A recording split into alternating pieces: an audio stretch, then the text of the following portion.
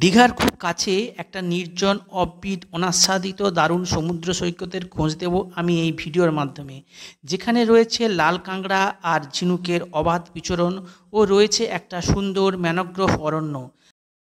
আমরা চলে এসেছি কানাইচট্ট সি বিচ। একদম নতুন সি বিচ, বিশেষ জনপ্রিয় হয়ে ওঠেনি, একদম ভার্জিন সি বিচ, পর্যটন মানচিত্রে একদম নতুন, অল্প চেনা সি বিচ। কিন্তু এখানে আপনার সঙ্গে প্রকৃতি আপনার কানে কানে কথা বলবে। এইগুলো দেখুন, একবারে একটা ম্যানগ্রোভ জঙ্গল যাকে বলে, এটা গরান গাছ। ঠেস মূলগুলো দেখা, শ্বাসমূল, এই যে এগুলো দেখুন বন্ধুরা, শ্বাসমূল। এই আমাদের পূর্ব মেদিনীপুর জেলায় এখানে যে একটা ম্যানগ্রোভ জঙ্গল আছে, সেটা আমারও জানা ছিল না। তো আমি এই অল্প কিছুদিন আগে জানতে পারলাম যে এখানে এরকম একটা সুন্দর বিচ রয়েছে। এটা এখনো এতটা জনপ্রিয় হয়ে ওঠেনি। যাদের প্রকৃতি ভালো লাগে তাদের এলে অবশ্যই ভালো লাগবে। দেখুন শুধু, এই যে দেখুন, এত সুন্দর বুনো ফুল ফুটে রয়েছে।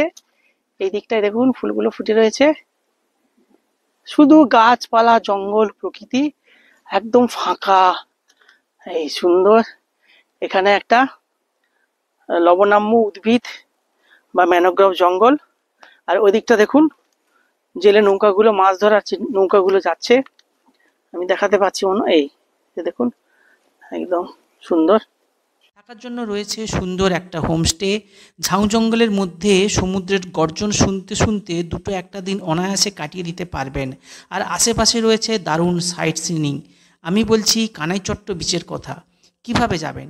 ট্রেনে বা বাসে কাঁথি পৌঁছে একটা অটো বা টোটো নিয়ে চলে যান নেচারস্টে কানাইচট্ট বিচ ক্যাম্পে। কাঁথি থেকে দূরত্ব প্রায় 15 কিলোমিটার। থাকার জন্য টেন্টের ব্যবস্থা, ঘরোয়া ও সুস্বাদু 3 বেলা খাবারের প্যাকেজ নিতে পারেন। বিস্তারিত জানতে ডেসক্রিপশন বক্সে দেওয়া নাম্বারের সঙ্গে যোগাযোগ করবেন।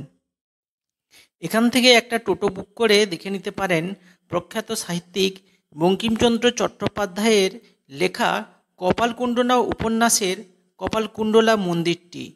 এরপর একে একে দেখে নিতে পারেন দরিয়াপুরের লাইট হাউস, পেটুয়াঘাটের মৎস্যবন্দর ও এখান থেকে সামান্য দূরে দেখে নিতে পারেন বাঁকিপুর সমুদ্র সৈকত ও বগুড়ান জলপাইয়ের সমুদ্র সৈকত।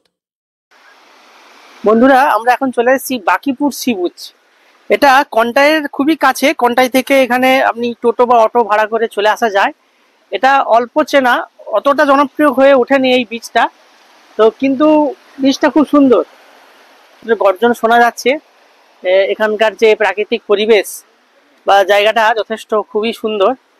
এবং এখানে কিন্তু স্থানীয় মানুষরা পিকনিক করে। যে ওই দিকটা দেখা কেউ পিকনিক করছে, ওখানে পিকনিক করছে। সেখানে ওই দিকটা আমরা দেখছি যে মাছ ধরার যে প্রচুর জেলে নৌকাগুলো দাঁড়িয়ে রয়েছে, এরা মাছ ধরতে যায়।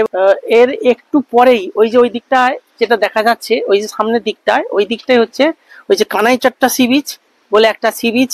ওখানে নতুন বলার বিচটা নতুন হয়নি, কিন্তু নতুন ভাবে জনপ্রিয় হচ্ছে ওই কানাইচট্ট সি বিচ। আমরা